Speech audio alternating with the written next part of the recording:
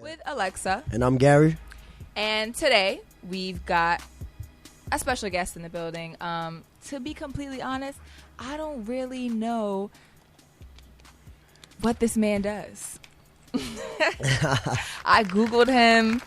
He's like an enigma. Like, there weren't too many Google, things that popped up. I mean, I just know that he got a lot of followers on Twitter, and he, every time he tweets something like relationshipy, a lot of people respond. I do know that, but I'm gonna let him explain it to you guys. Though we have Nigel D in the building. Yeah, round of applause for him.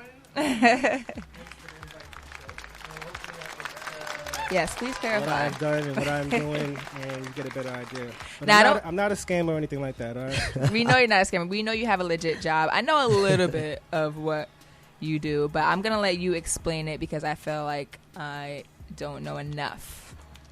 Well, I started off with a blog, Real Talk NY, which I started about almost 10 years ago.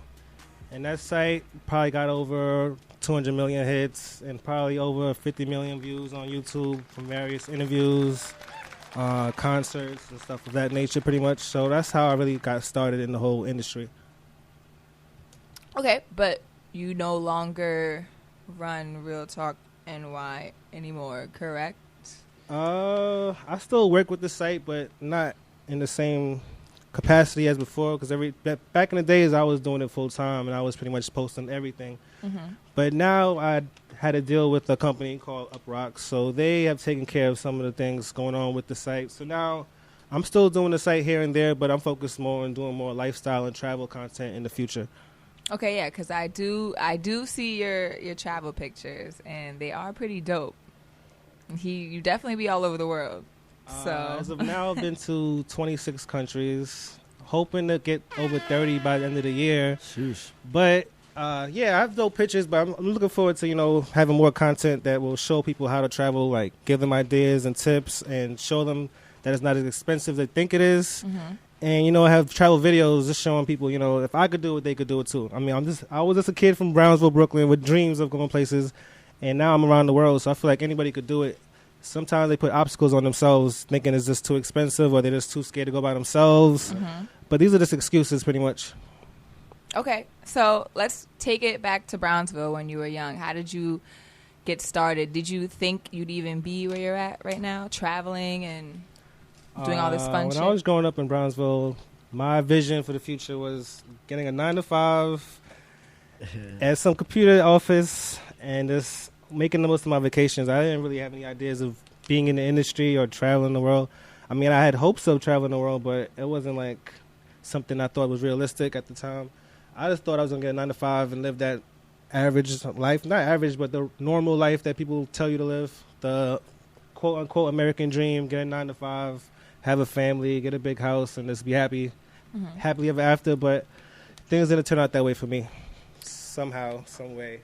What did you went to school, right? Did you go to college? Yeah, I went to college because that was not an option. Like, my mother made it clear since I was in first grade that I was going to college. So that's like, even graduating college wasn't like a big thing to me because I was like, my parents made it seem like that's normal. Like, I'm supposed to do that. So it wasn't like a big celebration for me to graduate college. That was the minimum for me, pretty much. But I started a blog while I was in college, and it was kind of tough doing the blog because it's like a 24/7 kind of thing. You always got to be posting news all the time, and I had to do homework, and I had a job too, but I made it work. And then after college, it was a decision I had to make, like if I wanted to get a 9-to-5 or I wanted to just do my site full time, and I just took the chance, and I said, I'm young. This is the time to take chances, so I went ahead and didn't get a job and just did my site full time. When was the first time you realized that the Real Talk was it was about to be something? When I actually started getting interviews with people, because at first nobody takes you serious, because I had no kind of connection in the industry at all. And you said 10 years ago, right? So yeah, I didn't know any artists. I didn't know any label people. I didn't know any artists, so I pretty much had to network my way into getting into events. So, like, eventually I started getting into events. Like, I got into, like, a Nas listening session with Jay-Z was there. And stuff like that was crazy to me at that point because I never seen any of these people in my life. Mm-hmm. And I'm just a kid with a blog out of nowhere. So eventually I started getting interviews with people, and that's when I started building up. And then when I got approached by Ruckus Records, they had like a online department they were doing, and they wanted to work with me, and they offered me a check. When I first got that email, I was just like, nah, this can't be real. So I didn't even really respond to it because I was like, this sounds bogus. But then they hit me up again, and they wanted to have a meeting. And then after that, that pretty much changed things to make it feel like I could really do this in the long term. Did you have to lie to get into these events? Nah, I think people just started noticing. People just started noticing me getting a lot of content that other people didn't have. I used to go to like a lot of concerts, and I used to have like a lot of footage. That's what really got me started with the footage, because I had footage nobody else had. So of course they're gonna watch it, and they're gonna see my logo in the videos, and they get more familiar. And after a while, they start inviting me to events because they want that coverage. So what would you do?